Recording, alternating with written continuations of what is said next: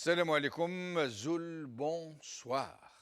C'est dans la communion et la joie que le peuple algérien a fêté l'anniversaire de l'an 1 de sa très belle révolution. Une révolution toujours en marche et qui promet, maintenant qu'elle est entrée dans sa deuxième année, d'aller encore plus loin pour atteindre son rêve d'un état de droit. Et un état de droit où la citoyenneté sera au cœur de sa première République. La première année de la Révolution a été celle des retrouvailles, de la réconciliation, de la levée des équivoques et du désamorçage des bombes à retardement que le régime a semées en notre sein pour exacerber nos haines et nos divisions. Et à cet effet, en ces jours heureux de grandes retrouvailles, j'aimerais exprimer, en notre nom à tous, toute notre affection à nos frères et à nos sœurs de la Nouvelle-Calédonie. Ces descendants de nos compatriotes qui avaient été arrachés à leur terre il y a un siècle et demi de cela, bannis dans ces îles lointaines de la Nouvelle-Calédonie où ils sont aujourd'hui enterrés. Mais leur descendance a gardé des liens indéfectibles avec la terre-mère, avec leur Algérie chérie. Qu'ils sachent que nous ne les avons pas oubliés, que nous ne les oublierons jamais et que nous leur gardons au sein de notre première République, bientôt, Inch'Allah, la place qui est naturellement la leur. Et nous ferons en sorte, quand nous aurons recouvré la souveraineté sur notre destin, sur notre pays, de donner tous les moyens à nos frères et sœurs de Nouvelle-Calédonie de pouvoir visiter plus fréquemment la patrie de leurs aïeux et même de s'y installer s'ils le souhaitent. Parce que c'est le droit que nul ne peut leur dénier. Nous sommes donc entrés dans la deuxième année de notre révolution. Il serait donc utile, avant d'entamer une quelconque autre initiative, de commencer à faire notre bilan, de mesurer tout ce que notre révolution a pu réaliser, tout le chemin parcouru. Ce combat admirable, pied à pied, de notre peuple contre un des régimes les plus sournois de l'histoire. Oui, nous devons dire haut et fort, et l'une après l'autre, toutes nos victoires sur celui qui nous a volé notre dignité d'hommes et de femmes libres. Le bilan de la réflexion, y compris sur nos fourvoiements, sur nos erreurs, ne sont pas des fins en soi. Ils nous serviront à mieux nous préparer pour la suite de la Révolution, pour éviter de tomber dans les mêmes erreurs, pour ne plus nous laisser surprendre par ceux qui guettent la moindre erreur de notre part. Et c'est le moment aussi, je crois, de renforcer nos réconciliations, de nous mettre d'accord sur les cadres d'expression et de mitoyenneté politique pour affronter l'ennemi commun. La très violente réaction de certains milieux éradicateurs à la visite de Bourga, Bouchachi et d'autres personnalités du Hirak à Ali Ben Haj montre combien sont encore vivaces les relais de l'ex-DRS, combien cette réconciliation entre les Algériens peut gêner cette pieuvre dont les tentacules continuent d'aller dans nos profondeurs. Le train de la Révolution est en marche posément, sans trop se presser, et il ne s'arrêtera qu'en gare d'arrivée. Nul ne pourra le dévoyer de son but, ni ce régime finissant, ni ses innombrables agents, ni ses donneurs d'ordre, ses protecteurs. Le peuple algérien est là qui veille au grain et il ne permettra à personne de lui voler sa victoire.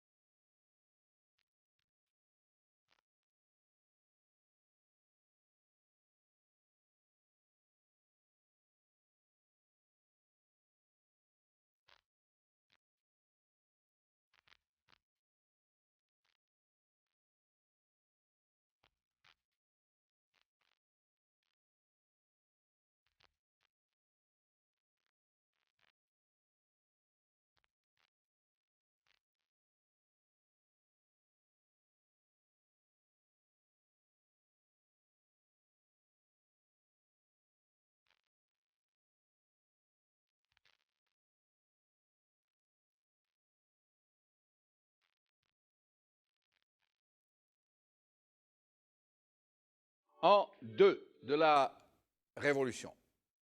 Et maintenant, c'est le titre de notre émission d'aujourd'hui. Et pour en parler, j'ai le plaisir d'avoir ici avec moi un trio de nos invités parmi les plus fidèles, j'allais dire, les plus présents, qu'on a mis ensemble aujourd'hui, parce qu'ils vont ensemble hein, et ils se complètent. Brahim Younsi, merci d'être avec nous. Merci de l'invitation et merci de m'avoir invité en même temps que mes deux amis, Idir et Hassan. Vous avez fait les présentations. Hassan Idir, merci. Merci pour l'invitation. Voilà, voilà. Merci beaucoup. Alors, nous allons faire une émission un peu spéciale aujourd'hui. Je vais vous laisser la bride sur le coup, un peu. Je vais essayer de vous suivre, moi. Pour que vous puissiez discuter les uns avec les autres, à bâton rompu, vraiment. Vous croyez que nous en avons envie? Je sais que vous en avez envie, avec le dictateur que je suis, qui coupe les gens, qui interrompt. Alors, j'aimerais que nous puissions commencer par le bilan de l'an 1 de la Révolution. Que nous puissions parler de ce que... Parce que beaucoup de gens disent, qu'est-ce qu'ils ont fait en une année? Ils ont marché, ils ont crié, ils ont chanté, mais que le régime est toujours là, il n'y a rien de changé. Alors qu'en fait, il y a beaucoup de choses qui sont réalisées. Et j'aimerais que vous puissiez nous dire quoi? Beaucoup de choses ont changé. Hein. Je vais commencer par dire des petites choses déjà, et puis on se complétera. D'accord. De mon point de vue, il y a eu déjà un certain nombre de faits. C'est-à-dire l'annulation de 2 élections, la chute d'un président dictateur et un système... Je vous interromps. Oui. Ce n'est pas une annulation de 2 élections, c'est annulation quasiment de 3 élections, puisqu'il y a eu l'annulation de celle prévue, il y a eu l'annulation de... 28 avril, 4 juillet. Et la prolongation du 4e mandat, oui, qui avait été décidé par Gaëtsal avant qu'il abandonne. Tout à fait. Oui, mais je vous laisse poursuivre. Absolument. Et je dirais aussi disqualification totale de la 4e élection, à savoir celle du 12 décembre passé. Donc totalement discréditée, inopérante, qui n'existe pas en réalité. Bon, voilà. Donc ça fait partie des acquis du Hira. Comment plus de 20 millions d'électeurs, on se retrouve véritablement entre... Allez, pour être gentil, 10%, voilà. Entre 8 et 12%, grosso modo, de l'électorat, sachant que ces 8 et 12% représentent les corps constitués. L'armée, la police... Et 5 millions de morts. Oui. On parle de 5 millions de morts qui n'ont pas été épurés dans le fichier de 2014. Oui, mais ceux-là, comme ils n'ont pas voté, donc on a juste rajouté des voix dans les chiffres. Quoi. On les a fait voter. Je dis, voilà, moi je parlais de ceux qui sont partis vraiment déposer un bulletin, Contraint et etc. forcé, en plus. Voilà, 10% Et on maximum. dit même que les militaires ont voté 2 fois pour la plupart d'entre eux. Oui, parce qu'ils ont voté là où ils sont affectés. Et ils ont donné procuration. Et puis ils ont voté dans leur village d'origine. Voilà. Voilà, donc c'est valable aussi pour les corps diplomatiques, pour tous les corps constitués, quoi. Voilà, Bon. voilà. Donc ça, c'est une immense victoire, à savoir que le régime est disqualifié totalement par le Hirak aux yeux du peuple algérien, aux yeux du monde entier. Ouais. Parce que, bon, c'est quand même élection qui a été suivie, même s'il n'y a pas eu trop de bruit, pas trop d'articles, pas trop d'émissions, etc., mais suivie par les chancelleries, par les observateurs politiques, etc. Donc, Est-ce que nous pouvons dire que ça a été le plus grand boycott depuis 1962? Pas abstention, parce que les Algériens d'habitude s'abstiennent. oui. Ils savent que les jeux sont faits, ils n'y vont pas. Mais là, en l'occurrence, pour cette élection, est-ce que nous pouvons dire que c'était le plus grand boycott Moi, je actif? dirais le plus grand rejet. Tout à fait. Parce que D'accord. c'était plus qu'un boycott, un rejet total, c'est un refus, c'est-à-dire c'est une élection qui n'existe pas pour nous, pour les Algériens. Voilà, vous avez beau faire ce que vous voulez, manipuler, manigancer, etc. Bon, Gaïd Salah, évidemment, a fait peur un peu à tout le monde, mais on a vu que les Algériens n'ont pas obtempéré, ils ont été particulièrement courageux. Là, très franchement, moi, je suis admiratif de mon peuple et je suis fier d'appartenir à ce peuple-là parce qu'il a vraiment montré, une fois de plus, dans son histoire vraiment très longue, hein, on peut remonter jusqu'aux Romains, comment il a tenu face justement à ceux qui détiennent le pouvoir, et souvent de façon illégitime. Et donc là, vraiment, on a assisté à une leçon donnée au monde entier. Donc ça, c'est, je vais dire, un acquis extraordinaire. L'autre acquis qui me semble vraiment important, c'est la cohésion.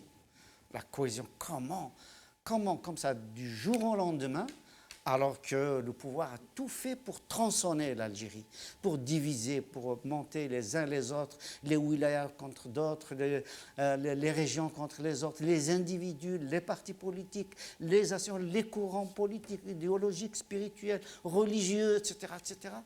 C'était vraiment...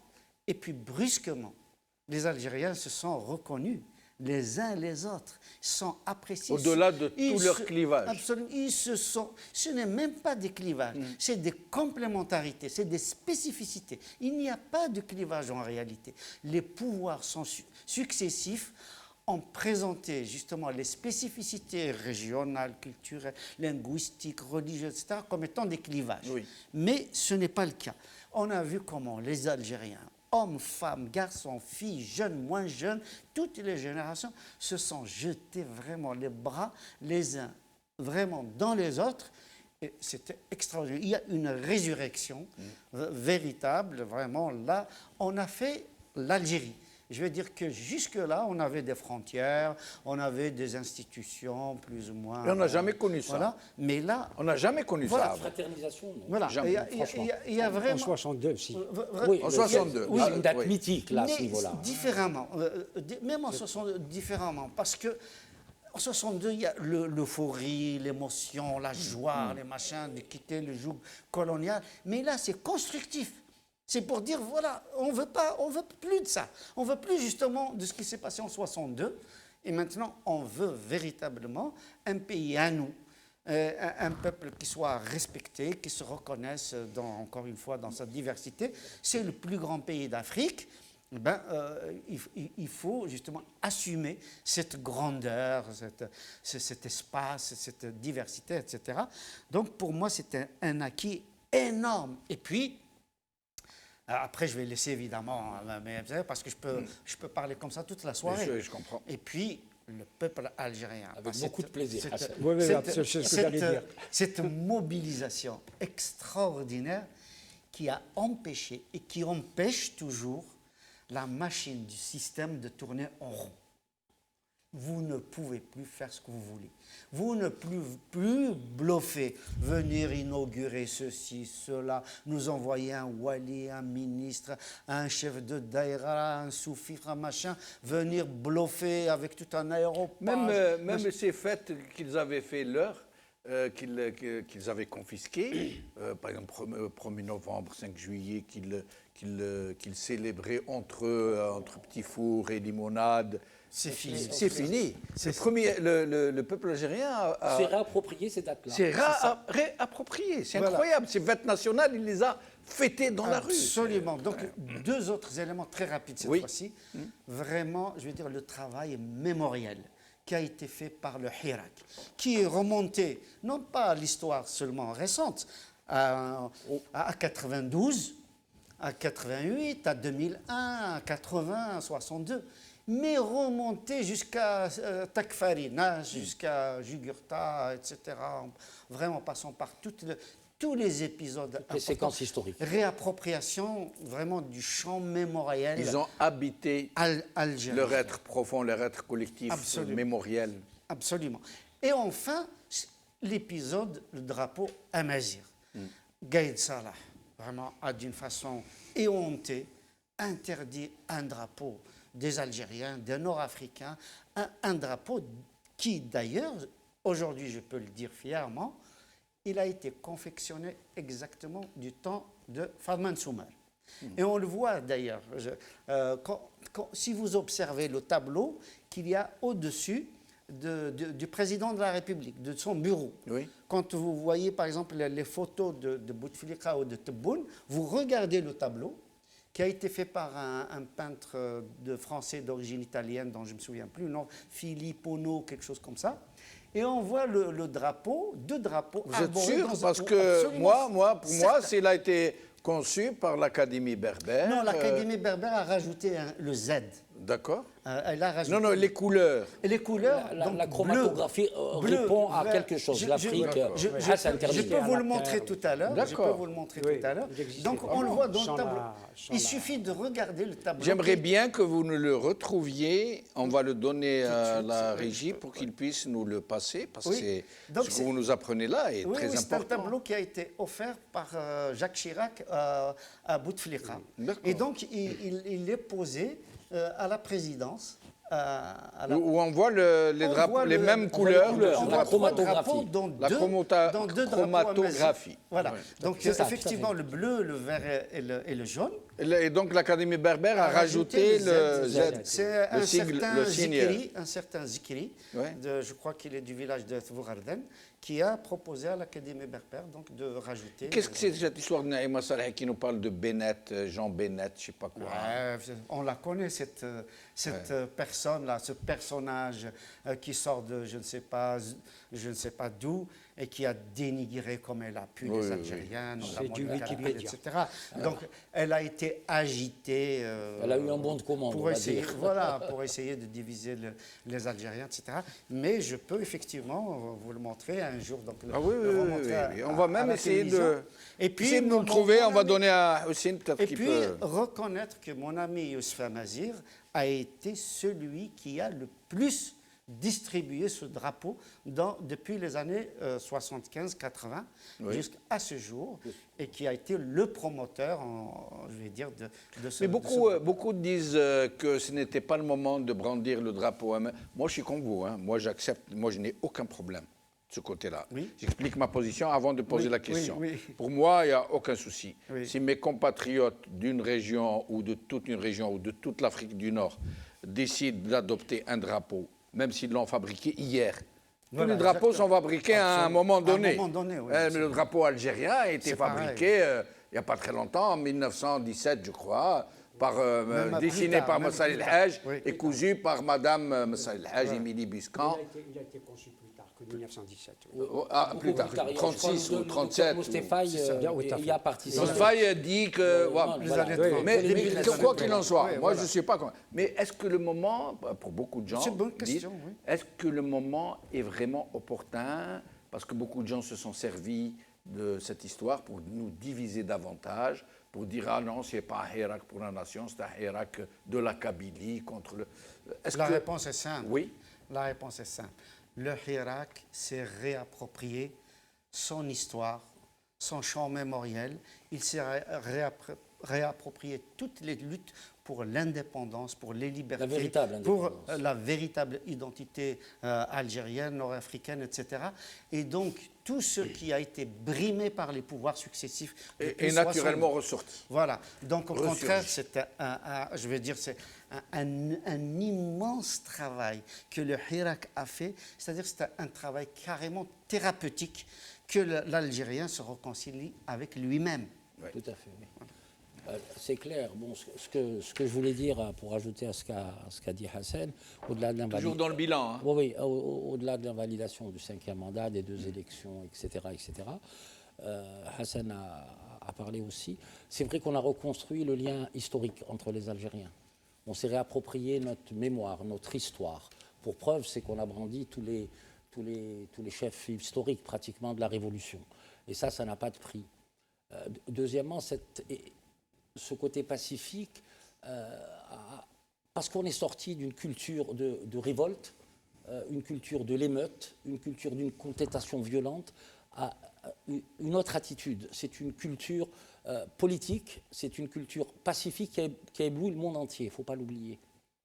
Cette culture pacifique, c'est une donne qui gêne énormément le pouvoir, qui bloque la répression. Absolument. On ne comprendrait pas à l'international. Oui, et ce n'est pas un vendredi, c'est 53 vendredis.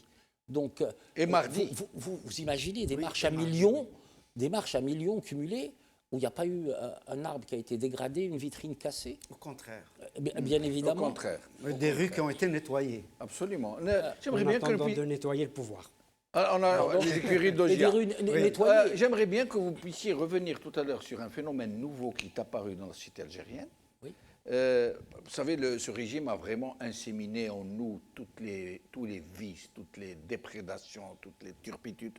Et avec le Hirak, les gens sont revenus à une sorte de civisme, de comportement aimable les uns avec les autres, de nettoyage des quartiers, et plein d'initiatives de ce genre. J'aimerais qu'on puisse en parler. Oui. Mais pourquoi? C'est que le citoyen algérien n'est plus sujet, il est acteur de sa propre existence, il a repris sa citoyenneté. Et moi, je l'ai dit assez souvent, la place de la femme dans le Hirak, moi je pense quelque chose d'extraordinaire. Ah, oui. Elle a apaisé le Hirak, elle a stimulé. Elle l'a stimulé, elle l'a apaisé, et en plus elle s'est faite respecter. Ah oui. C'est extraordinaire ce qui arrive pour ce pays. Et c'est pour ça que je dis que toutes ces données ramassées nous placent dans l'alternative où nous avons le socle pour un nouveau pacte national, d'union nationale pour le pays. Ça, il ne faudra pas louper cette étape, malgré les contre-révolutionnaires qui se trouvent un peu partout, qui se trouvent dans le système et qui agissent actuellement. Et sur la femme, qui est un sujet très, très intéressant, moi, j'ai remarqué quelque chose qui m'a réellement beaucoup plu, j'ai beaucoup apprécié. C'est que les femmes voilées et les femmes non voilées étaient dans la rue côte à côte avec des gens de l'un et de l'autre mouvance politique, pour ne pas les citer. Et ça s'est passé très, très bien. C'était serein. Évidemment, c'est transgénérationnel, d'abord. Il y a aussi le fait que celles qui étaient voilées et non voilées, il faut dire aussi que la plupart des mamans d'aujourd'hui qui ont des enfants de 25-30 ans, elles ont été alphabétisées. Donc elles peuvent, à l'intérieur de la famille, parler, avoir peut-être pas un discours politique pointu, mais dire ce qui ne va pas. Chose que nos grands-mères ne pouvaient pas dire par manque on va dire, de culture, par manque de beaucoup de choses. Ça, c'est important aussi. Et ce qu'il y a lieu de dire, moi, je pense que c'est un mythe fondateur. Hassan a dit tout à l'heure quelque chose de pertinent, c'est qu'on s'est réapproprié nos dates historiques. On n'a jamais fêté le 1er novembre. On le fêtait sans émotion. Ouais. On ne lui donnait pas un sens historique. On ne lui donnait pas un sens politique. Le 5 juillet, pareil. C'était le leur. Il se l'était accaparé. Et là, je reproduis ce qui s'est passé en 85 avec la Ligue des droits de l'homme à leur tête, Maître Ali Yahya. Quand ils ont été déposés une gerbe de fleurs, on leur a interdit, c'était des enfants de Shohada. Donc, à ce moment-là, déjà, il y avait eu la volonté de se réapproprier les dates symboliques du peuple algérien. Et moi, je me dis, si on revient dans le champ mémoriel, comme l'a suggéré Hassan, c'est déjà énorme qu'on puisse s'accepter les uns des autres. Et c'est pour ça que je dis l'heure est fatalement, fondamentalement, à la formation d'un nouveau pacte d'union nationale où tout le monde trouvera sa place légitimement dans une constitution bien cadrée, où les libertés individuelles et collectives seront respectées. Juste un exemple vraiment extraordinaire, frappant, excuse-moi Brahim, juste cet exemple-là. Par rapport à ce que vous dites sur la présence des femmes, voilées ou non voilées, c'est la jeune Samira de Tizi Ouzou qui est allée à Tlemcen et qui a accueilli la sortie de la jeune Houda, et qui se sont jetés les bras. L'une voilée, l'autre pas. Absolument, voilà. Et j'aimerais si nos amis de la régie puissent nous préparer cette photo de ces deux jeunes filles en train d'embrasser Louisette Hariz. J'aimerais qu'on nous montre cette magnifique image. Notre ami Ibrahim. Ah non, moi, celui qui ne prend pas la parole. Là, voilà, regardez cette image. Regardez, Hassan. Le passé, le présent magnifique, et l'avenir. C'est magnifique. Voilà ce qu'on peut dire. C'est tellement symbolique. Vous voyez, c'est incroyable. C'est ça l'Algérie de demain, j'espère que ce sera celle-là. Je voulais laisser nos amis dire ce qu'ils ont à dire. Si je peux donner... Moi, celui qui ne prend pas la parole, je ne la lui donne pas. Je vais m'imposer. Voilà. Sur le bilan. Oui, il y a un bilan. Il vient d'être fait. Mais moi, je crois que pas encore. Oui, il y a beaucoup de choses à dire aussi. Non, il y a un bilan très positif. Arraché. Il y a un bilan très positif. Il y a des choses, bien sûr, qu'il faut arracher. Et la révolution est en train de le faire. Hier, on a vu que des lieux de pouvoir, ils approchent des lieux de pouvoir. Mais vous m'obligez à passer d'abord par ma conclusion. Je voulais faire une introduction. Allez-y. Ce qui est pour moi, beaucoup de choses ont été dites, ce qui est pour moi admirable et remarquable, c'est la mesure de ces manifestations, la mesure dans le sens musical du terme. Le tempo, c'est l'harmonie. La rythmique. C'est l'harmonie de cette révolution. Il y a une harmonie extraordinaire. Et puis, c'est la sémantique. Il y a une nouvelle sémantique dans cette révolution. C'est vrai. Il y a une nouvelle sémantique politique. Il y a aussi le peuple, je crois que c'est mon ami Idil qui l'a dit d'une certaine manière, le peuple sait désormais conjuguer le verbe être plutôt que le verbe avoir. Ouais. Il est. Le peuple est et on le voit. Il est concret. Ce n'est pas un peuple qui est subjectif. C'est un peuple qui est dans l'objectivité, qui est là, et on a vu cette photo. Qui s'impose, qui se plante. Voilà, c'est une belle symbolique, c'est une belle objectivité. Oui. C'est ça aussi, cette révolution. Et si je peux me permettre, parce que je me définis par ce mot, le peuple est aussi dans l'autogestion. Il s'autogère. Sacré réflexe, mon cher. Et dans l'auto-organisation. Et dans l'auto-organisation, mais dans l'autogestion. Oui. Dans l'autogestion des choses. Dans l'autogestion, quasiment... ça, c'est du Bembella pur. Hein. C'est pour ça que j'allais dire dans l'autonomisation. Il s'autonomise. C'est pour ça que j'ai fait ma réflexion. Dans l'autogestion... Je récupère. Dans l'autogestion. Et puis, cette révolution, qui, je l'ai dit tout à l'heure, qui avance vers les lieux de pouvoir. Et doucement et sûrement. Et les perspectives, c'est cela. Autre chose, et aussi bien Hassan qu'Idir l'ont dit aussi d'une autre manière, les Algériens sont en train, ou acquièrent, paradoxalement, ce qui leur a toujours été, ce qui leur était inné. Ils sont en train de l'acquérir. Alors que c'est inné.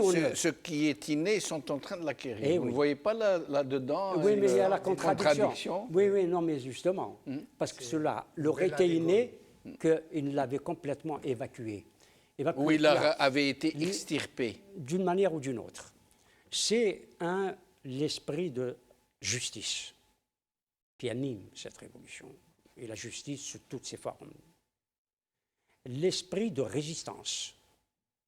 On pourrait en rajouter, de fierté. Oui, on peut tout faire, oui. mais ce qui est fondamental, ou les choses fondamentales, la justice, la résistance et l'égalité. Oui, c'est vrai. Et l'égalité. Et ça, c'est d'une importance capitale, en dehors du fait de la réappropriation de l'espace public, la réappropriation de la mémoire et de l'histoire, la réappropriation de plein de choses. Il y a quelque chose que j'aimerais signaler à la discussion. Ce régime qui tout de suite s'est mis à jeter les siens en pâture à la foule que nous sommes, parmi ses propres complices, ceux qu'il a lui-même fait. Yahya, Sellal, Ould Abbas, Haddad, Toufir, c'est eux qui les ont fait. C'est eux qui les ont fait. Ils étaient leurs complices. Ils partageaient l'argent qu'ils volaient avec eux. Et ils se sont improvisés. Menjelin, c'est ça. Hein, les gens qui fauchaient, etc. Et ils nous jetaient la Issaba en prison. Mais en fait, c'est une victoire du Hirak. C'est pas une victoire. On ne peut pas leur octroyer ce mérite. C'est dans le droit fil de ce que disait Ibrahim, cette appétence inouïe pour la justice. Ça, c'est un. Et de deux, ce que vous dites, M. Benchnouf, en sacrifiant ces oligarques et ces hommes politiques qui, évidemment, d'abord, les oligarques, c'est une bourgeoisie prévaricatrice. Et puis, les politiques qui ont eu affaire, pas simplement les premiers ministres, il y a eu des ministres, il y a eu des chefs d'entreprise privés.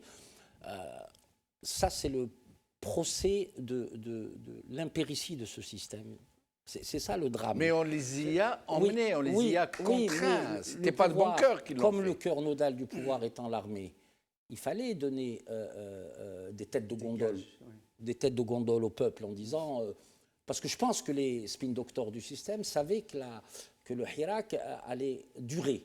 Ils savaient que les revendications étaient tellement fortes que ça ne pouvait pas se passer de ces effets d'annonce. Mais moi, je me dis que même, je ne suis pas là, je ne suis ni juge, ni rien du tout, ce que je veux dire par là, c'est qu'on aurait dû passer aussi, pour donner des assises et donner des gages au peuple qui est dehors, de passer par une espèce de justice traditionnelle. Le fait de sacrifier tous ces gens-là, on n'est pas dans le dossier, donc on attend de ce que va faire la justice, même si ça viendra peut-être en temps voulu. En temps voulu, et revoir toutes ces questions-là. Il y a des problèmes de droits de l'homme. Moi, je suis désolé. Comment un général Ardiri peut rester encore en prison pour des choses... il faut que ce pouvoir comprenne une chose, c'est que tous les emprisonnés, qu'ils soient du Hirak, enfin ceux qui sont supposés être des prisonniers politiques, finalement, des détenus politiques, il faudrait à tout prix trouver la solution. Il faut que ça se trouve dans le cadre politique. Et dans un cadre vraiment judiciaire. Mais évidemment. Par exemple, le fait d'avoir passé des gens au tribunal militaire, des civils qui passent au tribunal militaire, c'est pas normal. Le fait d'avoir mis Ardiri, dont on ne sait toujours pas à l'heure actuelle, maintenant, pourquoi il est en prison. C'est un problème des droits de l'homme. Personne ne nous dit pourquoi il est en prison. C'est un citoyen, après tout, il a droit je voulais revenir à la révolution elle-même, oui. aux acquis. Et cette révolution, un an, c'est quand même court et long à la fois. Et on a tenté de le faire, de l'intérieur et de l'extérieur, de la bureaucratiser d'une certaine manière. Elle ne s'est pas laissée bureaucratiser. Oui. Et elle ne s'est pas laissée non plus anarchiser. Absolument. Ce n'est pas une révolution anarchique, et là je répète la déclaration, la plateforme de la Soumane, que la révolution de 1954 n'était pas une révolution anarchique. Et est-ce que maintenant Tebboune ne veut pas la domestiquer avec son dernier décret? Il essaye, mais il ne pourra pas. Oui, il ne pourra pas. On en parlera. Parce que les Algériens, autre chose qui me semble aussi important et symboliquement important, c'est la reformation, me semble-t-il, et toutes les images que nous avons vues et tout ce que vous avez dit sur la fraternisation, vous avez formulé cela comme une fraternisation, ce qui est vrai, c'est la reformation de l'esprit national.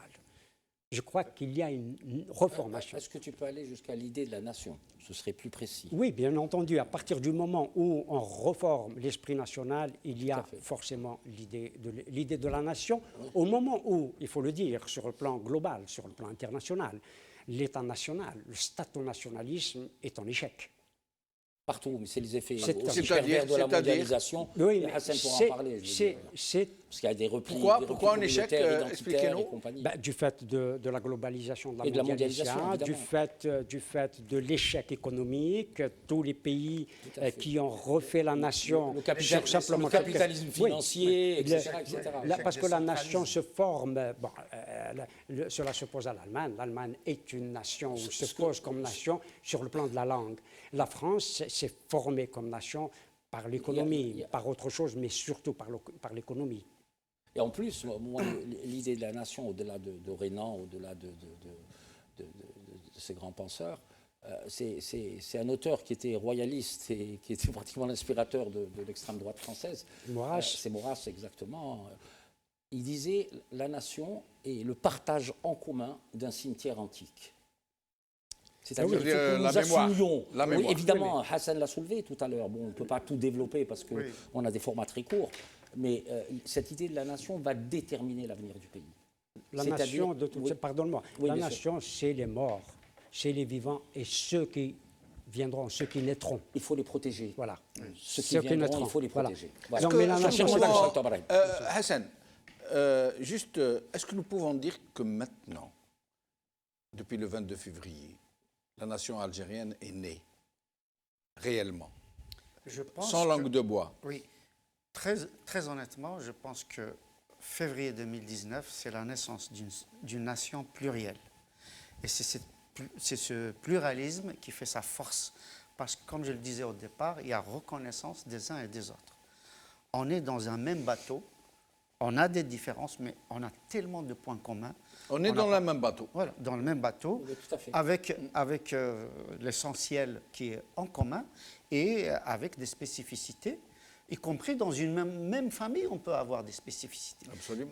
Les frères et sœurs ne sont pas les mêmes, à plus forte raison dans un pays. Donc c'est cette reconnaissance de la spécificité des uns et des autres qui fait nation, nation forte et qui fait l'unité nationale dont parlait et dire tout à l'heure. Je veux dire, est-ce qu'on ne peut pas rajouter, pour être précis, juste cette reconnaissance qui a été mutuelle, c'est-à-dire on s'est accepté les uns les autres dans le cadre du Hirak. C'est juste pour ajouter mutuel.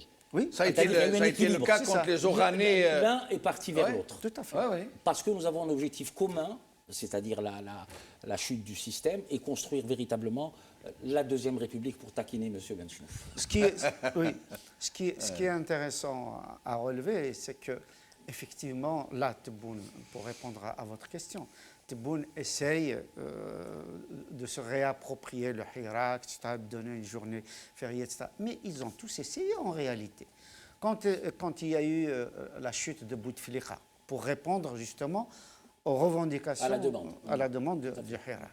Quand il y a eu annulation des élections pour répondre encore une fois à la demande du Hirak. Et là aussi, comme on voulait faire du 22 février une date historique, comme ça, c'est une réponse aussi à la demande du Hirak. Mais ils le font, évidemment, à chaque fois, depuis le début, pour tenter de diviser le Hirak, pour tenter de le rendre inopérant, pour dire que finalement, ce n'est pas la peine d'être dans la rue, nous sommes en train de faire ce que vous êtes en train de demander. Mais évidemment, le peuple algérien n'est pas dupe. Et pour répondre encore à la question que vous avez posée précédemment, on remarque une espèce de mouvement contradictoire. C'est-à-dire que depuis février 2019, la société, de semaine en semaine, travaille pour sa cohésion, pendant que le système, de semaine en semaine, s'effrite, jusqu'à, justement, arriver à l'extrême, c'est-à-dire une guerre entre eux. Aujourd'hui, qui aurait pensé que des généraux vraiment de très haut niveau, des responsables de région sont en prison, des ministres, des premiers ministres sont en prison, des walis sont en prison, des chefs des services secrets sont en prison. Des chefs de parti. des chefs de parti, etc.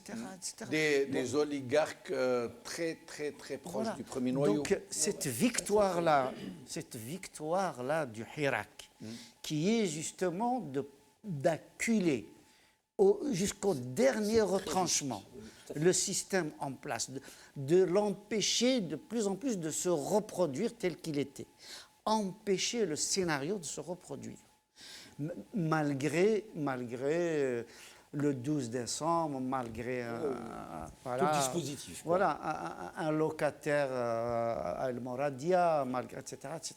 Donc là, c'est une succession vraiment de victoires qui augure un avenir qui, pour moi, sera dans une deuxième mi-temps, parce qu'un an, comme disait Brahim, c'est court et long à la fois. Mais là, la deuxième année, c'est une deuxième mi-temps, comme dans un match de football. Je suis convaincu que les Algériens tiennent le bon bout du fil et tirent sur la pelote jusqu'à détricoter un système qui a broyé le pays. Hassan a posé le vrai schéma, c'est-à-dire face à l'unité forte du Hirak dans le cadre de ses revendications politiques, éminemment politiques. On ne peut attendre que du système en place que des fissures, c'est ce que tu disais, que des fissures. Et fatalement, elles vont arriver. Elles vont arriver même ici sur le plateau. Moi, j'avais dit un jour que le discours de Feu Gaïd Salah pouvait entraîner même des problèmes de cohésion au niveau de l'état-major. Quand vous arrivez et que le président Tebboune dit c'est un gouvernement politique et technocrate, il a été attaqué immédiatement. Quand il y a eu l'affaire de la nomination du DG des douanes, il a subi une humiliation. Et toutes les forces endogènes à l'intérieur du système vont commencer au départ à se contrecarrer. Est-ce qu'elles vont se neutraliser? Est-ce qu'il y aura un point de bascule où à un moment, certains vont prendre le pas et vont coller au Hirak? Parce que qu'est-ce qui reste à M. Tebboune, en fait? Il a deux choix. Si il entend le peuple, il a le choix de la démission. Il y a encore une crise institutionnelle. Il y aura une crise institutionnelle, c'est fatal. À ce moment-là, l'état-major, en son âme et conscience, dit il faut coller au Hirak. Et nous allons passer par la transition, parce que c'est eux qui détiennent les clés de la maison Algérie. Le deuxième point, c'est qu'il s'émancipe de l'armée, chose improbable. Mais laissons ce deuxième choix. Et qu'il se prononce et qu'il parle au peuple en disant je suis le président du Hirak, je suis le président de la transition. Et à ce moment-là, le Hirak peut exiger des gages. Donc, des actes concrets. Oui, des actes concrets, des gages, des actes concrets. C'est exactement ça, Hassan. Et de dire, bon, l'état-major, tous ceux qui vont à la retraite vont à la retraite, la promotion de jeunes officiers très bien construits, très bien éduqués, très bien formés. Et à ce moment-là, nous allons rentrer aussi en transition. Sorti de ces deux voies, ce n'est plus possible, parce que l'unité autour de slogans très politiques, éminemment politiques, du Hirak, fera en sorte, l'essoufflement ne va pas venir du Hirak, il va venir de ceux et des clans différents qui sont à l'intérieur du pouvoir. Vous voulez dire quelque chose?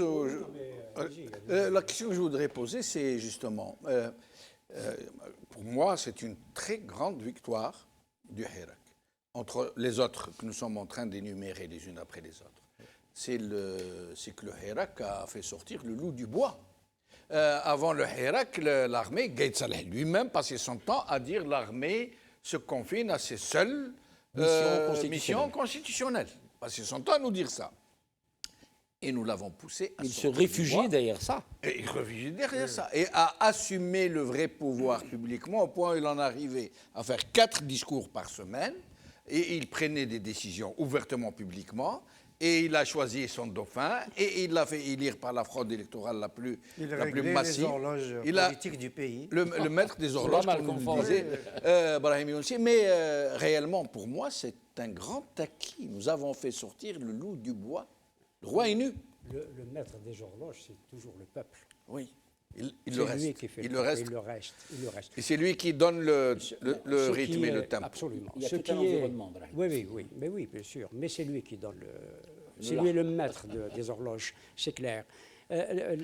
Cette révolution, le peuple, s'est créé ce que certains appellent un champ du possible ou le champ du possible.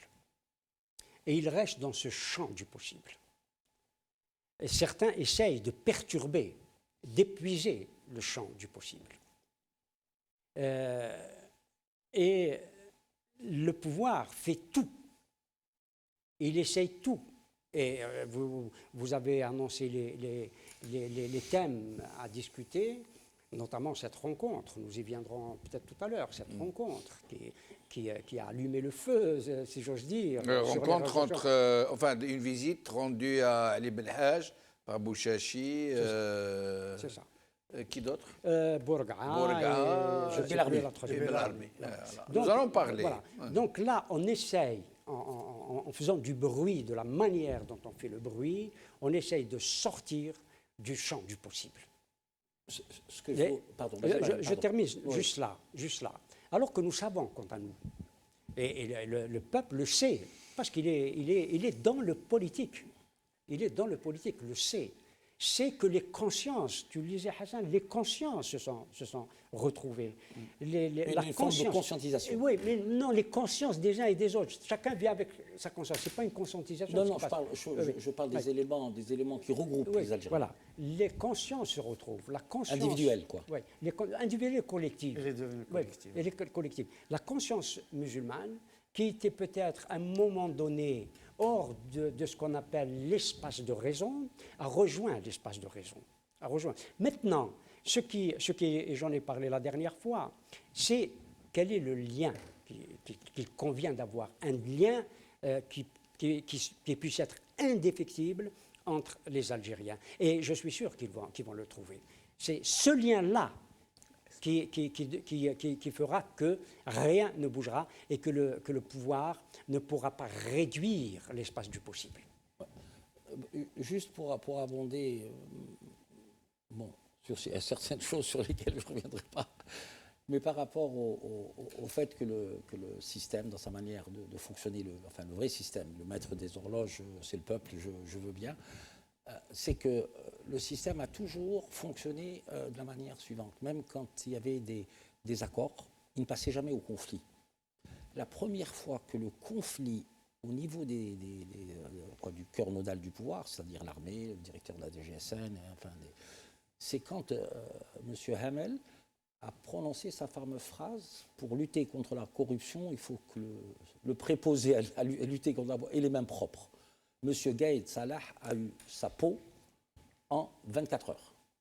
C'est pour la première fois que des conflits internes majeurs au sein du sérail, au sein donc du cœur nodal du pouvoir, s'est externalisé. Oui. Moi, c'est à ce moment-là que tous les coups ont été permis. Oui. Et si vous vous rappelez, ça a été en cascade. 24 heures ou 36 heures après, il y a eu des conciliabules et avec le président conseiller, comme je l'appelle, ils ont eu la tête de M. Hamel. Alors, je vais me permettre de vous interrompre un petit instant pour revenir à ce que nous disait Hassan tout à l'heure. Oui. Nous avons retrouvé le tableau. Il s'agit de M. Félix Emmanuel Philippotto. C'est ça. Et donc, vous le voyez là, il a fait un tableau de Cherif Boubarla, le grand révolutionnaire Boubarla, donc aux environs de 1850, je crois, comme ça. Oui. Regardez, on voit en effet un drapeau qui ressemble beaucoup aux couleurs du drapeau amazigh actuel. Oui. Par contre, je demanderai à Hassan d'expliquer la chromatographie du drapeau. Hein. Oui. Les couleurs, ce que ça veut dire. Le jaune, c'est l'Afrique. Et là on voit le tableau, le même tableau. Regardez, le même tableau trôné en Conseil des ministres derrière M. Bouteflika, qui était président de la République. C'est un tableau de ce que j'ai entendu, qui a été offert par Chirac à Bouteflika. Et il y a de très grands tableaux à la présidence, y compris ceux de Delacroix. Hein, absolument, oui. Ce sont des grandes œuvres. Hein, oui. Alors, je vous laisse revenir au sujet. Moi, j'aimerais vous poser une question. Je suis en train de noter à gauche et à droite. Allez au centre.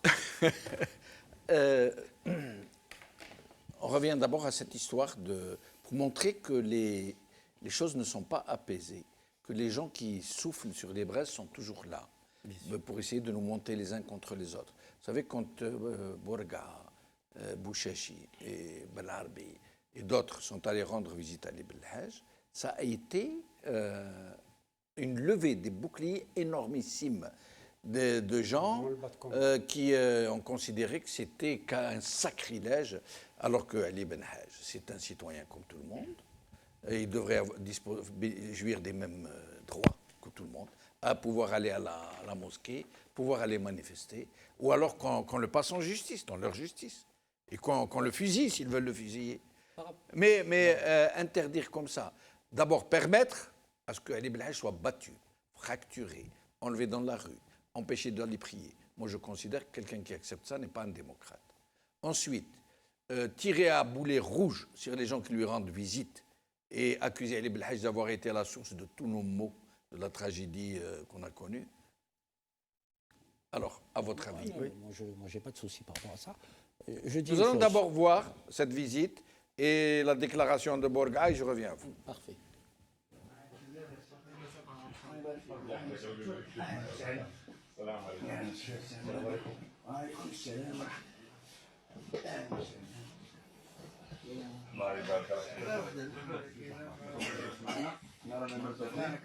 نحن جينا من غير ميعاد الاحزاب الاحزاب ديالنا هل انتم منا ولا من؟ لان بعض الاحزاب ونظن راه على بالك راهم يشوفوا روحهم ماشي باللعبه ويشوفوا روحهم هما البديل تاع الحركه بديل المستقبل وهذه يقبلها النظام قابلها النظام دار بهم 30 سنه وفرق بيناتهم وزاد فرقوا وتعاود يقسموا وعاودوا يتفرقوا وعاودوا كذا. النظام يقبل هذا حتى ونقولوا هما الان مقترحين انفسهم بطرق ملتويه. الزياره تاعك لعلي بالحاج وش هو التفسير تاعك؟ كيف انت تقدر تشرح لهم؟ كيف انت تقدر تقول لهم على الفكره تاعك حابب توحد تراك حابب تعطي لهم؟ واش نسميهم انا؟ لي طونوفيد تعرفهم؟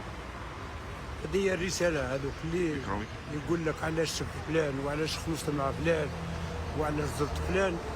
هذو يعيشوا ما قبل نوفمبر وحنا رانا في اكتوبر 54 مقبلين على مرحله مرحله الفصل والحسم في الشهور القادمه ان شاء الله.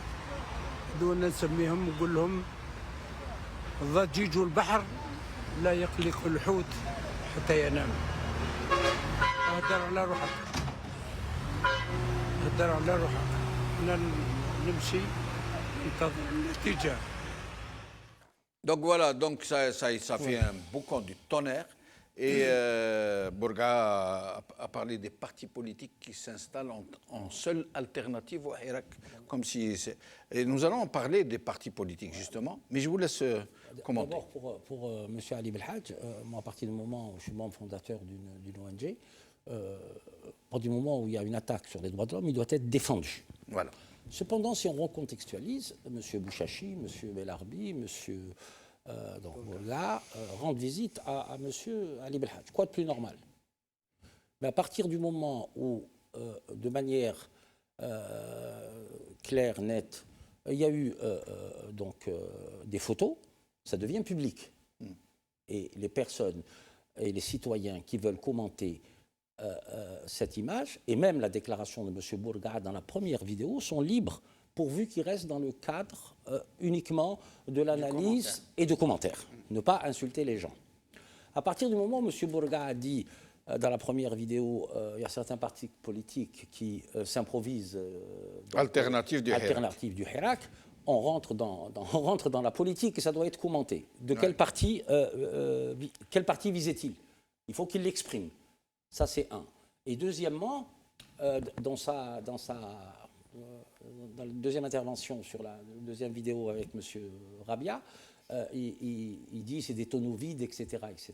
À partir du moment où il dit... Dans le sens des tonneaux vides, ce sont les tonneaux vides qui font le plus de bruit. Donc, ce qui laisse supposer que ceux qui s'improvisent, et je ne connais pas de partis qui se sont improvisés... non, là, il ne parle pas des partis, dans la deuxième déclaration. Oui, non, dans la il parle première, des gens qui ont importante. attaqué sa visite à Ali Belhaj. Ah oui, d'accord. Voilà. D'accord. Ouais. Mais dans la première vidéo, à partir du moment où la visite fraternelle que fait M. Bourga'a, M. Ali Belhaj, en compagnie de M. Belarbi et de M. Bouchachi, il n'y a rien d'anormal à ça. Et ça a soulevé un tollé énorme. M. Benchenouf, à partir du moment où c'est rendu public et qu'il y a une déclaration qui est politique, puisqu'il dit dans la vidéo, nous allons nous revoir pour comment ils disent, voilà, nous le dénoncerons publiquement. Oui. Et comme M. Bourga'a, moi j'ai un peu fonctionné politiquement, quand on fait une deuxième relance, c'est une réunion organique, c'est une réunion politique. Et les citoyens qui ont à cœur de parler du Hirak ont légitimement le droit d'apporter leurs commentaires, mais rester dans le commentaire. Mais ils ne sont pas restés dans le commentaire. Ah, là, on n'est pas ils ont responsable de ce qui se attaqué passe, la visite en tant que soi. Ils ont dit qu'il ne fallait pas rendre visite à un assassin, un génocidaire, à celui qui a été à l'origine de 250 000 morts. Oui, c'est ça qu'ils ont dit dans les... Je n'ai pas lu ces commentaires-là, ouais. Mais moi j'analyse le fait dans la communication politique. Il ne fallait pas que ça soit... Il y aurait eu une photo, il n'y aurait pas eu de problème, mais le commentaire derrière laisse supposer certaines choses qui ne plairaient pas à une certaine nous allons justement parler tout à l'heure des partis politiques. Oui. J'aimerais bien dire un mot par rapport à ça.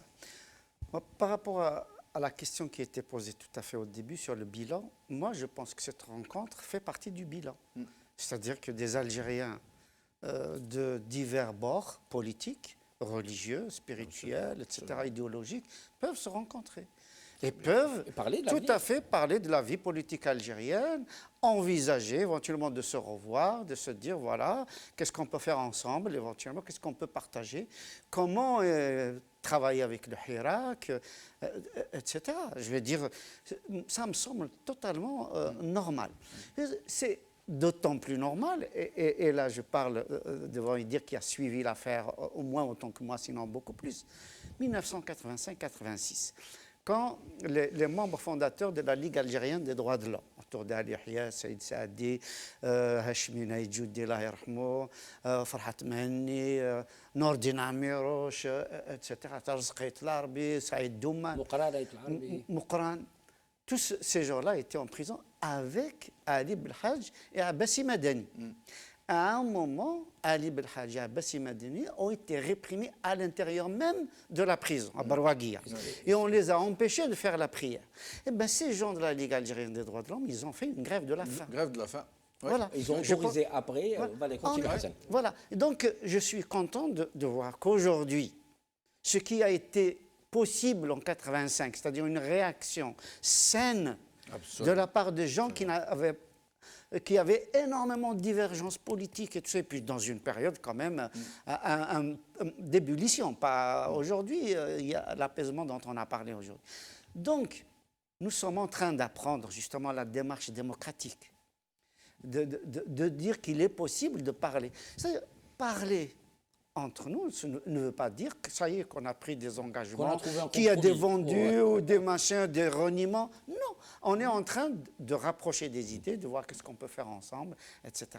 Moi, très honnêtement, aujourd'hui, à Ali Belhaj, avec qui j'ai beaucoup de divergences politiques, etc., et notamment religieuses, mais c'est un Algérien, je suis algérien, je sais que j'ai fait énormément de progrès, et je sais qu'il a fait énormément de progrès. Exactement. Donc c'est ça que nous devons cultiver. Et là où je ne suis pas d'accord totalement avec vous, M. Benchenouf, la réaction dont vous parlez, etc., elle est sur Facebook. Est-ce qu'elle est dans la rue du Hirak?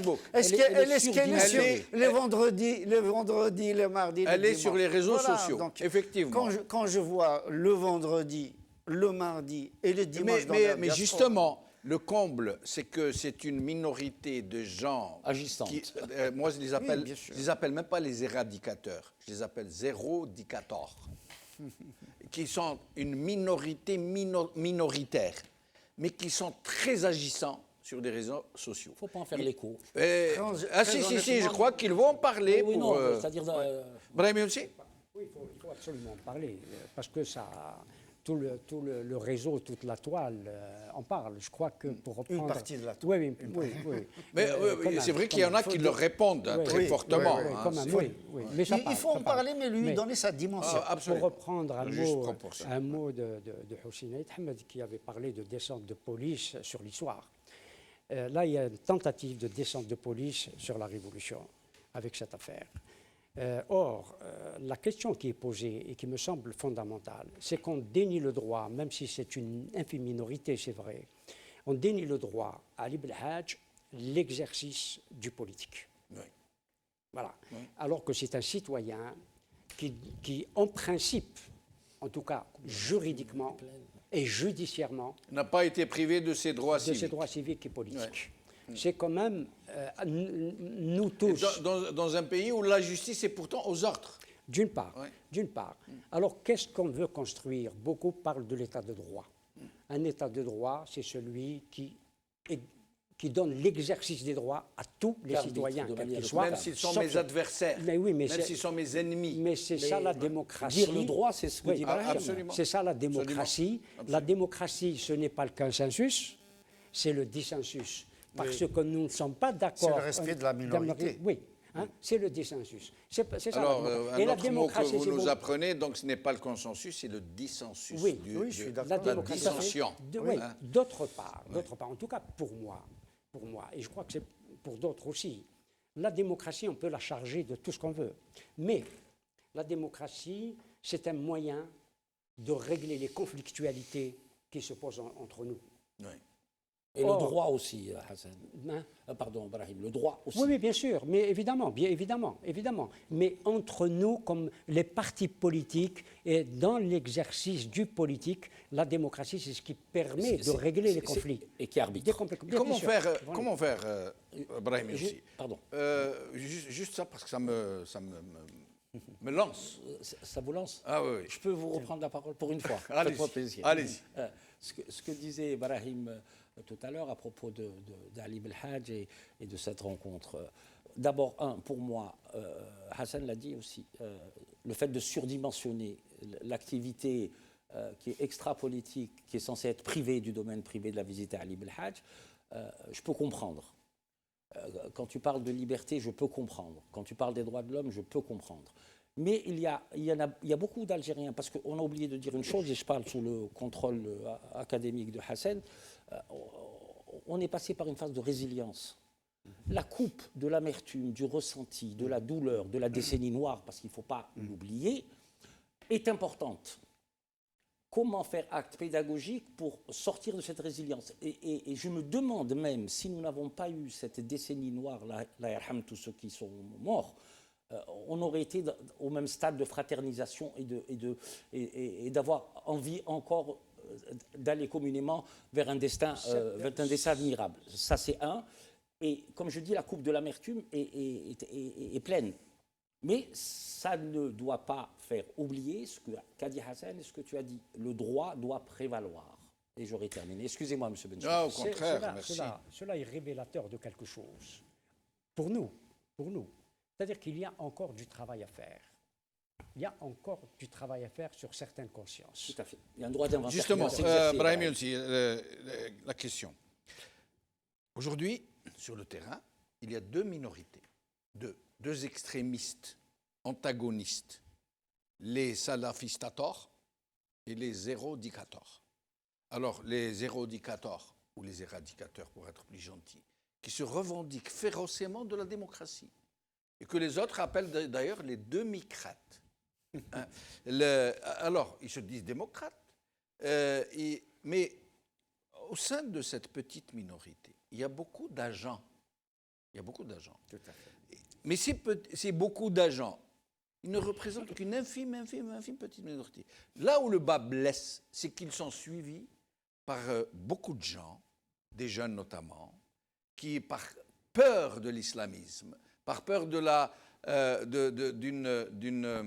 État théocratique, de rétrograde, qui pourrait les ramener aux sombres années du Moyen-Âge. Donc, rue des Quatre Fers, et suivent ceux dont ils ne savent pas que ce sont des agents, qui sont là pour souffler sur les braises. Et de l'autre côté, pareil, il y a les salafistators, pareil, qui sont là avec des censeurs qui sont en train de surveiller tout le monde, comment il parle, comment il écrit, comment il s'habille, qu'est-ce qu'il dit, et qui sont là à faire le... Et eux aussi, c'est pareil.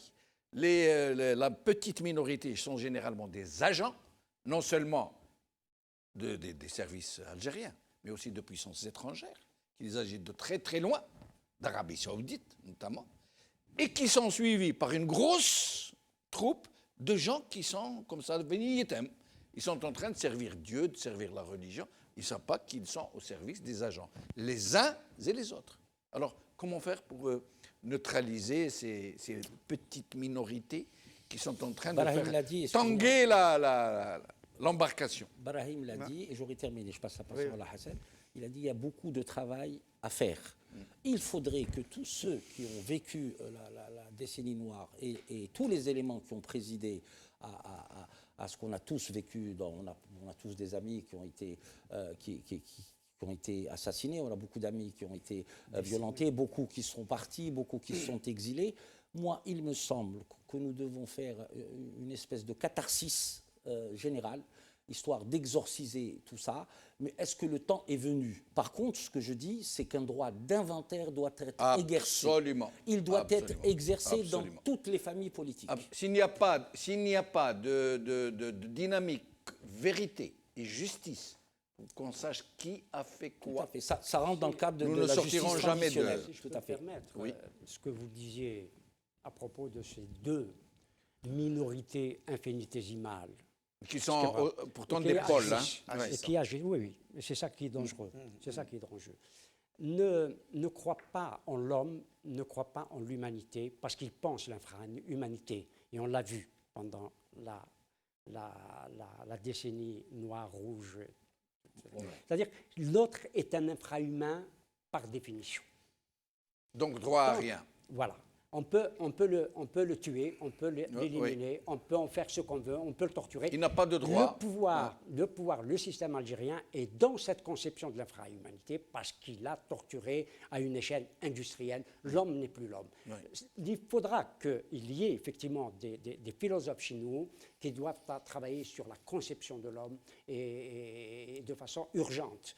Mais surtout des hommes courageux comme vous trois ici, qui sont en train de dire, alors que nous connaissons les ancrages des uns et des autres, qui sont en train de dire le droit, qui sont en train de dire la justice, qui sont d'appeler à une position médiane qui puisse permettre d'écouter les autres et de laisser le droit aux autres. Revenir à l'humanité, à l'humain. Absolument. À l'humain. Mais il faut le que tous respect de reviennent à l'homme. l'humain. Absolument. Mais évidemment. Absolument. C'est ce que je viens de dire. Évidemment. Revenir à l'homme, à l'humanité, à l'humain, parce que nous avons affaire à l'humain. Ceux qui aujourd'hui militent ou qui ont milité, qui parlent de démocratie depuis des décennies, et malgré nos divergences, et nous nous connaissons depuis 40 ans, Hassan et moi, dans l'action politique, dans des pôles différents. Et vous êtes côte à côte en train de discuter. Mais non, nous sommes amis. Nous sommes amis, en dépit de nos divergences ou de vos clivages. Non, il y a des divergences. De quoi De nos nuances. Ah, moi j'avais entendu de nos connivences. Quelque part, oui, mais il peut y en avoir. Rajouter un mot par rapport à ce qui vient d'être dit par Brahim Eidir. Moi, je pense que quand on a justement ces deux pôles dont vous parlez si bien, Djamaldine, je pense, moi, ça ne m'affole pas. Parce que c'est la réalité politique de tout pays, de toute société. Il y a effectivement des extrêmes en Europe, en Amérique, en Asie, etc., etc. Donc, de mon point de vue, l'Algérie est en train de rentrer dans ces rangs-là. C'est-à-dire de devenir un pays normal où nous avons l'immense majorité des Algériens qui peuvent se parler, se regarder, qui peuvent avoir des idées différentes tout en se respectant, etc. Et tout en prenant conscience qu'il existe en marge, effectivement, des groupes radicaux. Ça, d'un point de vue politique, ça me semble totalement normal. Donc ça ne m'affole pas. Deuxième point, maintenant, psychologique. Vous savez, moi, je suis ericksonien. Pas Eric Erickson, Milton Erickson. Milton Erickson dit une phrase pour moi sublime, j'en ai fait la mienne depuis longtemps. Il dit « Il n'y a pas de gens méchants, il y a des gens souffrants. Donc le peuple algérien qui a souffert depuis des siècles et des siècles. Bon, on a vu, notamment depuis 1 an, mais pas seulement, on a vu qu'il y a un phénomène de résilience. La résilience, c'est quoi?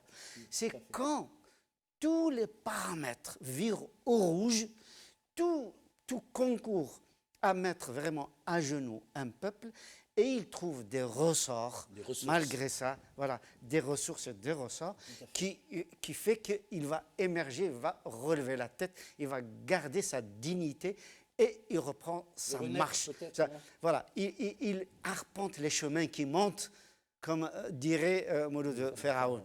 Donc, d'un point de vue psychologique, il se trouve que l'immense majorité du peuple algérien, justement, a pu vivre cette résilience-là, et en marge des gens souffrants, et qui vont rester de toute façon dans cette souffrance, et ils vont être des radicaux, etc.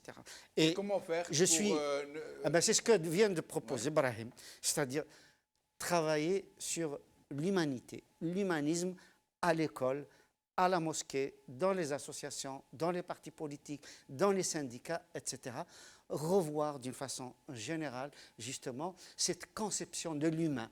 Vous me rappelez notre ami Hassan Loussef, qui est dans cette démarche humaniste profond, qui dit qu'il y a des moyens de tout arranger, de tout reconstruire. Il faut juste aimer les gens, aller vers eux et comprendre qu'ils ne sont pas méchants, mais qu'ils sont en souffrance. Absolument. Je suis d'accord, mais il faudrait désidéologiser les rapports politiques aussi, à un moment ou à un autre, c'est-à-dire s'arranger dans le cadre de la nouvelle constitution et même dans le cadre de la transition.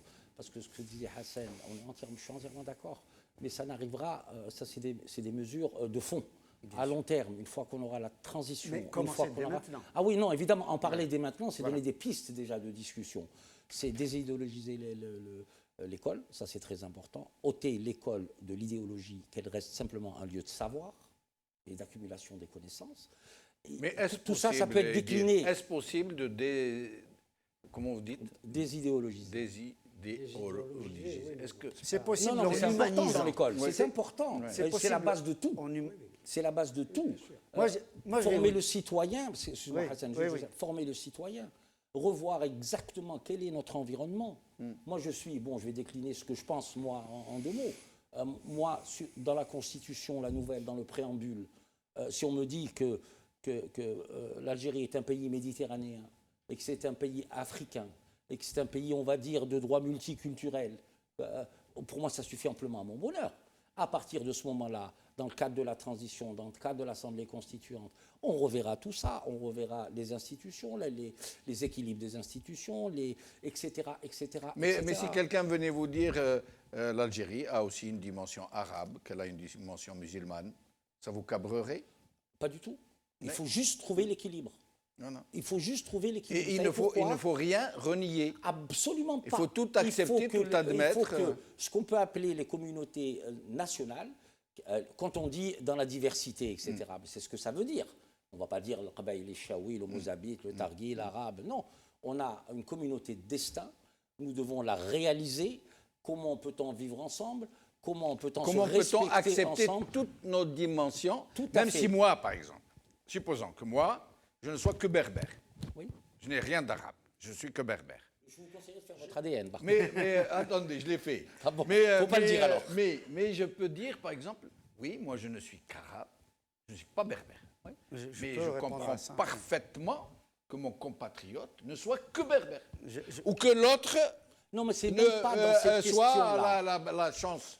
Il a la chance d'être un arabo-berbère. Pourquoi sommes-nous dans nos petits coins? Non, c'est pas dans ce sens-là. Oui. C'est vous qui avez abordé la question. Oui, mais on parle... c'est pas dans ce sens-là. Je crois que le hirak est l'expression de ce que nous sommes. Cette fraternisation. Tout à l'heure, je parlais de conscientisation, à la limite d'un nouveau ordre national. Parce que dans la Constitution, il faut qu'on passe aussi à un ordre juridique nouveau. Comment le faire? Tout ça, on n'y est pas encore. C'est des débats qui vont arriver. Mais pour le moment, moi, je dis une chose, c'est qu'on reste dans le cadre du hirak pour le moment, lui laisser le temps de la maturation nécessaire et laisser toutes les initiatives politiques, l'initiative de Kanam, ou je ne sais pas comment, Kaman, toutes les initiatives éclore, et il y aura sûrement une confluence, parce que je ne crois pas aux hommes providentiels et je ne crois pas aux démarches groupées individuelles. Hassan, très vite, parce que nous devons passer à un dernier sujet, il ne reste plus de temps. Très vite par rapport à la question que vous avez posée, parce que c'est une question en fait qui mérite une émission entière. Oui, tout à fait. Absolument. Moi, je vais vous dire, c'est vrai que le Hirak a participé à faire émerger l'identité amazigh de l'Algérie. Ça, c'est clair. Bon, je crois qu'on ne revient pas là-dessus. Cela dit... À la faire accepter, surtout. Oui, à la fin, parce qu'elle a été, ostracisée, occultée, dans des... Voilà. Bon.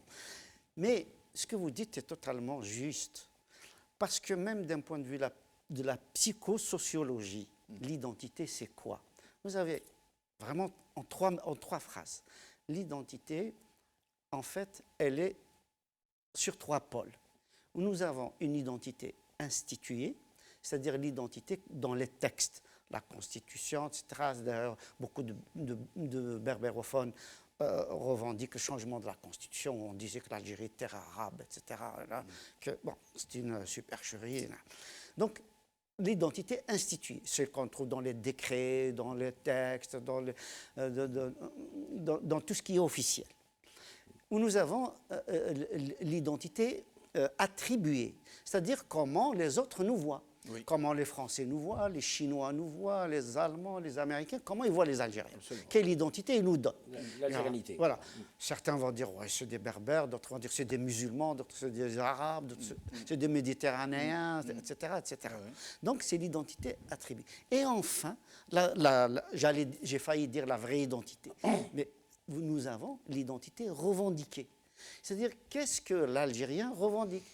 Il peut dire, moi je suis musulman, moi je suis berbère, moi je suis arabe, moi je suis constantinois, moi je suis kabyle, je suis algérois, etc. Je suis professeur, c'est-à-dire l'identité revendiquée est tellement vaste, plurielle, etc. Très très bien. Donc, alors nous n'aurons pas le temps de traiter du dernier sujet, celui du décret de M. Tebboune qui décide de jeter le grappin sur le Hirak pour en faire sa chose, la chose du régime. Il a même institué journée nationale de la fraternisation et de la cohésion entre l'armée et son peuple. Et il a appelé tout le monde à manifester le 22 février. Le RND a vite répondu oui, sauf que juste après, il a envoyé... Nous allons voir quelques images de répression. Et je vous donne une information. Un magistrat a été convoqué pour avoir participé au Hirak. Et qu'est-ce qu'il leur a répondu? Il leur a dit, mais c'est Tebboune qui nous a autorisé, qui nous a même demandé. Mais nous allons regarder... C'est comme l'autre magistrat qui a été aussi muté, alors parce qu'il a dit le droit, parce qu'il a dit... Alors qu'on lui a demandé justement de respecter le droit. Il a demandé la libération. Tout à fait, oui. Alors, nous allons voir quelques images et je vous donnerai le mot de la fin. C'était une punition. Ouais. Les images.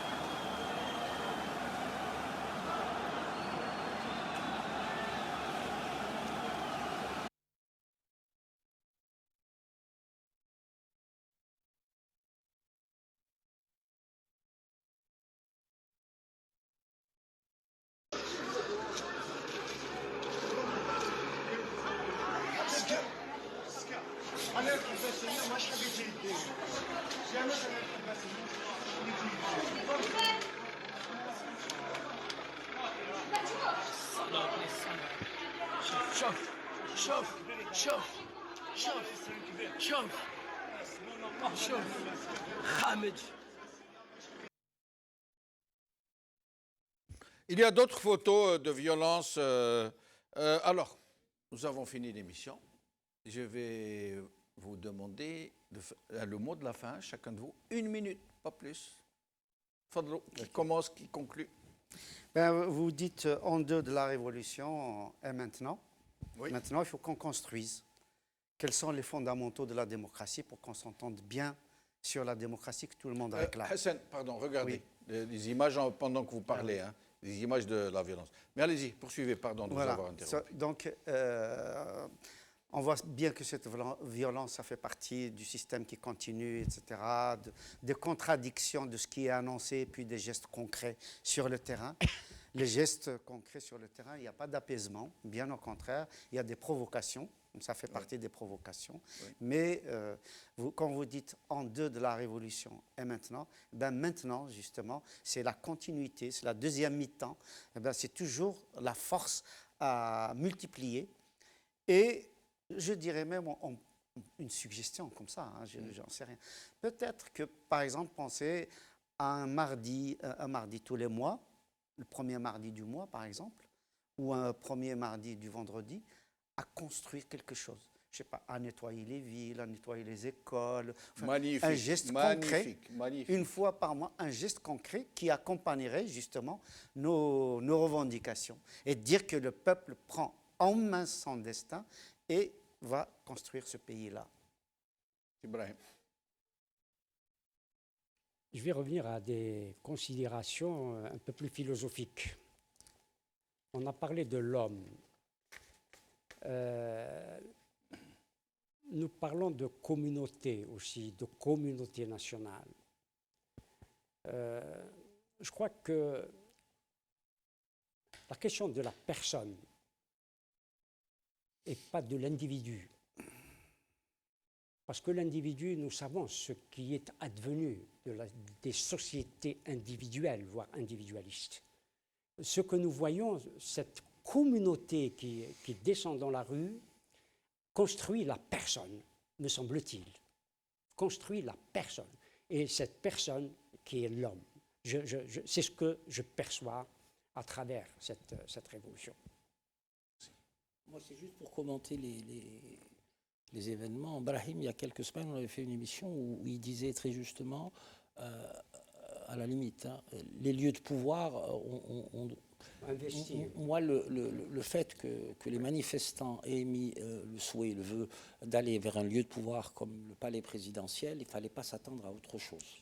De deux choses l'une, où il y a eu une terrible manipulation, où les gens du Hirak, censés, disons, aller faire une manifestation pacifique devant le palais d'El Mouradia, devant la Cour suprême, devant la chefferie du gouvernement, devant l'Assemblée, devant le Sénat, doit être concerté. Ça ne peut pas faire l'objet... il y a beaucoup de légèreté là, parce qu'il aurait pu y avoir un carnage. Ah oui. Moi, il me semble... Oui, c'est manipulé. Mais je l'ai dit, les conditions qui ont présidé à cette démarche-là, il faut se poser la question. Et moi, je rejoins ce qui a été dit par Hassan et par Brahim, et moi, j'ai terminé. C'était juste pour commenter parce que si on doit aller aussi dans cette désobéissance civile très chère à la Boétie, n'est-ce pas, Brahim? Voilà, ça, il faut que ça s'organise. Ceci dit, entièrement d'accord, mais la responsabilité de ce qui vient de se passer, c'est la responsabilité de l'État et de Tebboune en premier lieu. C'est clair. C'est lui le responsable. l'État, le régime. De régime. Le système. Voilà. La mafiocratie. C'est la responsabilité. Je ne suis pas d'accord pour le régime, parce que le régime, il y a 3 ou 4 sortes de régimes. Il y a le parlementaire, le présidentiel, le semi-présidentiel, le monarchique. C'est ça, oui, les moi, régimes. j'ai fait un régime, mais c'est autre chose. D'accord, ok, c'est pas ça. L'État, on en a parlé, mais l'État in abstracto, comme dirait Carré de Malberg. Oui. Bravo, Brahim. Alors, si vous permettez, je vais vous faire une proposition. Moi, je vous propose de revenir demain pour finir, parce que m'a tellement plu cette façon de mener l'émission. Ça veut dire que je suis en train de faire la sieste et je vous laisse entre vous. Je vous apporterai une couverture et un oreiller. Alors, si vous êtes très d'accord, confortable pour vous aujourd'hui. oui. Si vous êtes d'accord pour revenir, parce qu'il y a beaucoup de choses à dire, dans le même temps avec On va cette demander même... aux téléspectateurs de voter. Vive la démocratie. Vous revenez? Avec grand plaisir. On a beaucoup de choses... Vous retrouver, oui. Merci beaucoup. Merci. Ça y est, l'accord est donné. Merci. Alors, chers amis, d'abord, permettez-moi de remercier Dirou Noren Brahim Younsi et Hassan Herash. Merci à vous, chers amis, d'avoir suivi cette émission. J'espère qu'elle vous a plu, cette nouvelle façon de faire les émissions qui n'est pas très orthodoxe. Je vous donne rendez-vous avec les mêmes invités demain, donc pour continuer dans la même trajectoire, j'allais dire. Et je vous rappelle une chose, c'est que si nous sommes arrivés à clôturer l'an 1 et à démarrer l'an 2, c'est que nous avons été pacifiques et unis, tous ensemble, dans le pacifisme le plus absolu, malgré tout ce qu'a entrepris le régime pour nous faire basculer dans la violence. Merci.